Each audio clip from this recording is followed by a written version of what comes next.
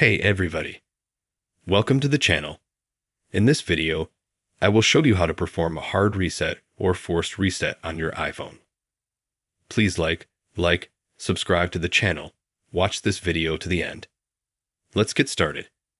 But if your iPhone or iPad is frozen, it doesn't work, it doesn't respond, or simply does not turn on, then you will need to do a forced reboot.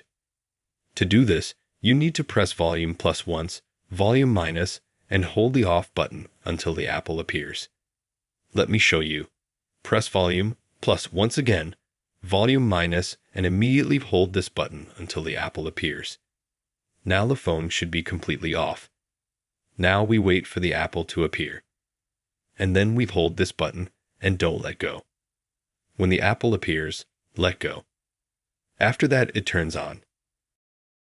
We enter the password, and that's a hard reset or a forced reset. After that, your iPhone should work.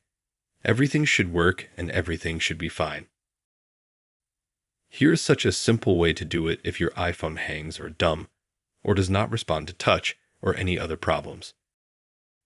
If you liked and helped this video, you can put a like, subscribe to the channel. Thank you all for watching. Goodbye.